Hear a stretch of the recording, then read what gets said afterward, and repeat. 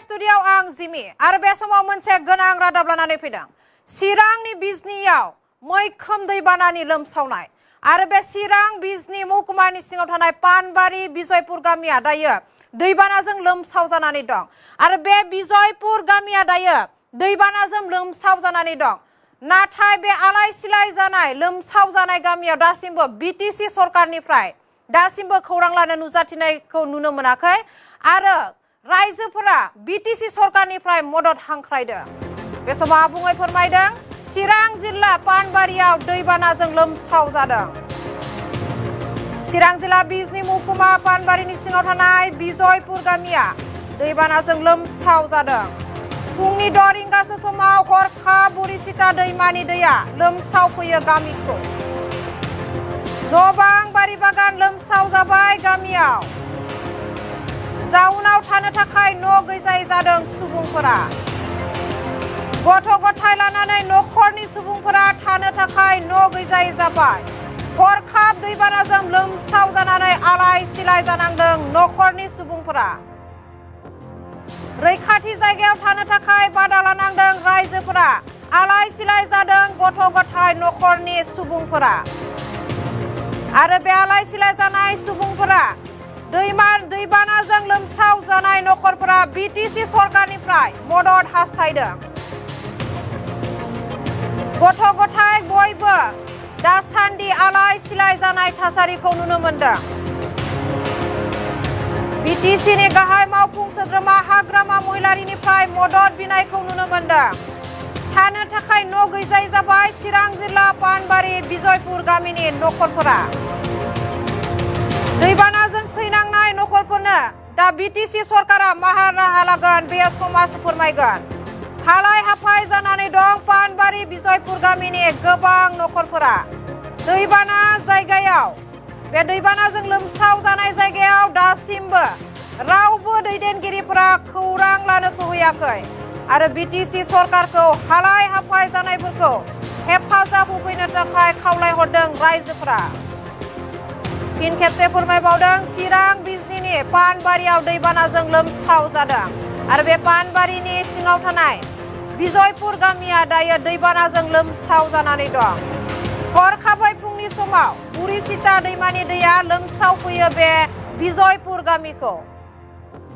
न' बां बारि बागान लोमसाव जानानै थानो थाखाय न' गैजायै जाबाय नखरफोरा आरो बे ओनसोला लोमसाव जानाय गामिखौ बे बिटिसि सरकारनिफ्राय बा बिटिसि खुंथायनिफ्राय दासिमबो रावबो सोद्रोमा एबा थान्दैनि दोलोफोरा खौरां लाहैयैखौ नुनो मोनदों आरो बेनिखायनो रायजोफोरा बे ओनसोलनि दैबानाजों सैनांनाय नखरफोरखौ मदद खालामनो थाखाय बिटिसि सरकारनिसिम खावलायहरदों सैनांनाय रायजोफोरा आरो बे दैबाना लोमसाव जानाय नखरफोरखौ बिटिसि सरकारा मा राहा लागोन बेयो समाजो फोरमायगोन।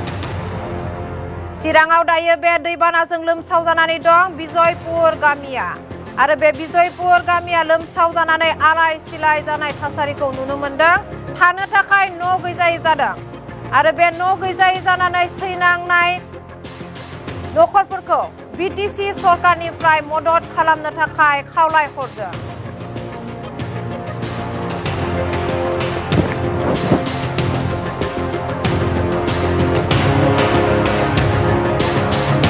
गामि बोसोरफ्रोमबो एफा एफा जायो। देग्लायनि जिथु दैबाना थांनाय मोनानि हरसे अखा हानायाव जिथु दै लोमसावनाय खोब मोनसे गाज्रि थासारि।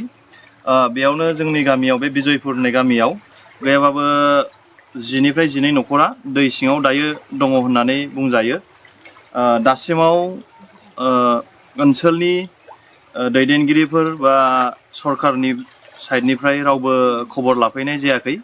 बेनिफ्रायनो आङो खावलायनो लुबैदों जाहाथे बे लोमजानाय नखरफोरखौ हेफाजाब होनायजों लोगोसे एसे अनसुंथाइ होनानै जोंनि नैबे गोग्लैसोनाय बे नखरखौ दै सिङाव थानाय नखरफोरखौ जाहाथे हेफाजाब होयो बेखौ आङो बिटिसि सरकार हाग्रामा महिलारि सारखौ खावलायहरबाय आरो ओनसोलनि जायफोर दैदेनगिरिफोर दं थाबैनो फैनानै बे नखरफोरखौ एसे एनै मदद होफैनो थाखाय आङो खावलायहरनाय जाबाय। दासिम थासारियाव जोबोद गाज्रि अबस्था। बिथांमोननि नखराव दाउ अमा बोरमा बहा थांखो बिनि रावबो खबर लानो हायाखै। दा गावसिनि जि जोम बोथ्रोदनो ना माइरं दैरं बोथ्रोदनो ना गथ' गथाय बोथ्रोदनो माने हालाय हाफाय थासारियाव दङ नुनानै खोब दुखु मोननाय। बानाया फुंनि 6टानिफ्राय जादों ओमफ्राय दा जोङो दा ओंखाम ओंख्रिबो संजानो मोनाखै न'आव हाबजोब्बाय लायाखै रावबो।